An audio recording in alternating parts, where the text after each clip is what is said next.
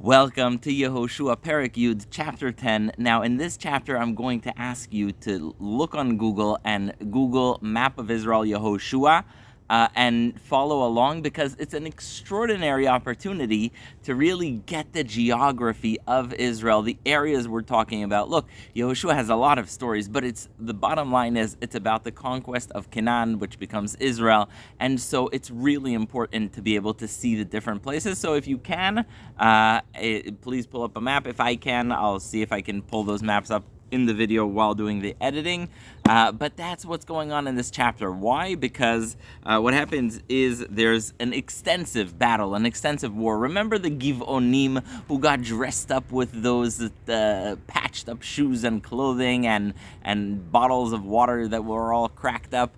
Well, they made a covenant with Israel because they realized that the only way to deal with the incoming army is surrender. But the other armies hear that and they say, let's teach them a lesson, what happens to anyone who surrenders.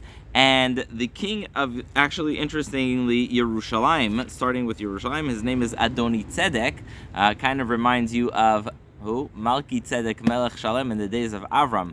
There's something about Yerushalayim and Tzedek. So Adoni Tzedek, the king of Yerushalayim, hears that the king of the that the Givon, people of Givon, who, by the way, were much stronger than the people of the decided to make peace with Israel, and he gathers a coalition. The allied forces, actually more of the Axis forces, but they gather this group of kings, and they say, let's go fight and punish Givon. So he gathers the king of Hebron. Obviously, you heard of Hebron.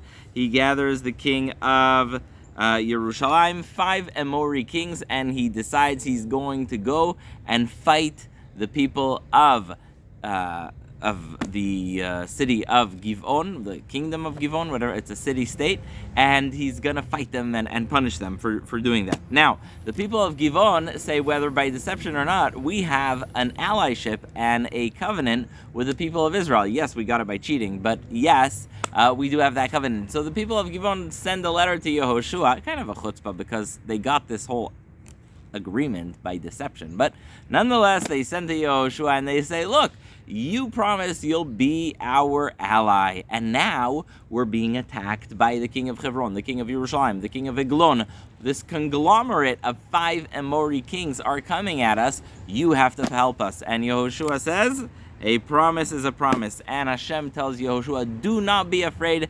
I will give them to you. You'll beat them. So Yehoshua is in the Gilgal, which is where the Jews originally entered. Fun fact, it's called Gilgal because of the word galoti, removed. That's where the disgrace of not being circumcised, Cherpat Mitzrayim, was removed from the Jews. That's where they did their first Pesach upon entering Israel.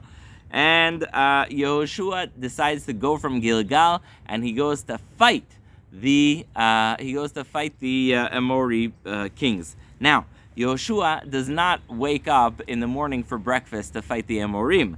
What he does is he goes all night. He climbs. The Gilgal is pretty much near Jericho. It's in the valley. So he climbs all night. He hikes through the mountains of Yerushalayim, and he goes to Beit Horon, and he strikes them. And as they are fleeing Yehoshua, as these 5 kings are fleeing Yehoshua, they look up to the heavens, and what do they see? Rocks tumbling down from the heavens on them, and they kill them. In fact, the rocks killed more of them than the sword of Yehoshua. It's a miracle, and the rocks were the ones that killed these kings. Now, Yehoshua is not done with them, but it's been a long day. He's fighting all day. Remember, they were also going all night.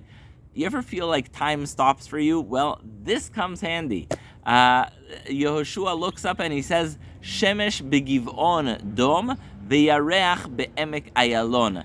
May the sun stand still in Givon, and may the moon, which was also up in the sky, freeze in Emek Ayalon, in the valley of Ayalon, by the way, a famous place today.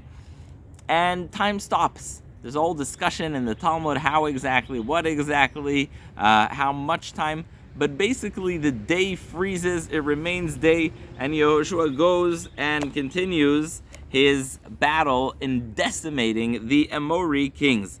And now the 5 kings themselves go and hide in a cave. What do you do in such a situation where they go? And by the way, some of these caves in Israel are huge. They are like really big. You're not going to send in your people to go catch these kings in a cave because they have the advantage. They're inside, it's dark, and do you really want to send your people in there with no ability to respond well? So Yehoshua says, look, we have a lot more to address than these 5 kings hiding in a cave. He tells his people, put big rocks at the entrance to the cave, block the entrance, and meanwhile, let's go pursue the other remaining parts of their armies. And indeed, the people continue. This is like the third, it's the trifecta. First there are more than 3. They have the beating these 5 kings by sword. Then they have the stones coming from the sky. Then they have the sun and the moon stopping and them continuing. Then they have the kings hiding in a cave and being closed off by rocks.